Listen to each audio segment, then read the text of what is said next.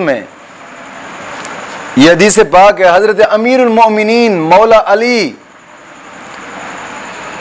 रज़ियल्लाहु ताला अन्हु से रिवायत है, रसूलुल्लाह सल्लल्लाहु अलैहि वसल्लम ने फरमाया कि जो सख्त सर्दी में कामिल वुजू करे, सख्त सर्दी में, उसके लिए दूना सवाब है।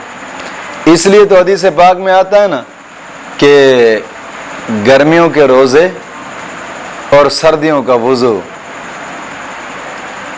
एक में आता है कि कामिल मोमिन की निशानी है और दूसरे में आता है कि इसमें सवाब ज़्यादा होता है।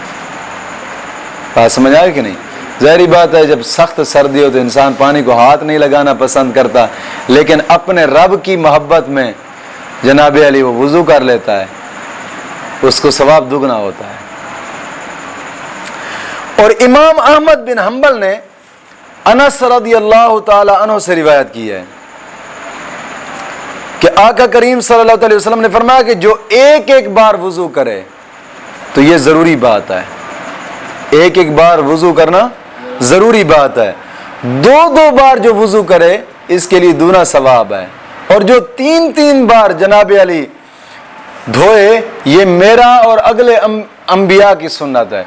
मतलब यह है कि एक एक बार धोया जरूरी है, मतलब फर्ज पूरा हो गया है। किसी ने एक बार अगर सारे आजाद धो लिए हैं तो फर्ज पूरा हो गया है। कभी कभार सवाल भी होता है ना कि बताएं जी, एक आदमी ऐसा है कि उसके लिए तीन तीन बार वुजू के आजाद होना फर्ज नहीं है। बात नहीं समझ आई? फर्ज नहीं है तीन तीन बार धोना, वुजू के आजाद तीन तीन बार धोना उसके लिए फर्ज नहीं है। तो उसके जवाब में आता है, भाई ठीक है, नमाज का वक्त जाता था, उसने वुजू किया था, एक एक मरतबा धोया और नमाज पढ़ ली ताकि नमाज ना कज़ा हो। बात नहीं समझ आई?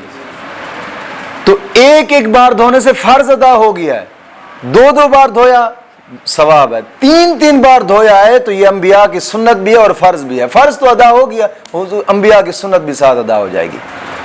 बात नहीं समझ आई?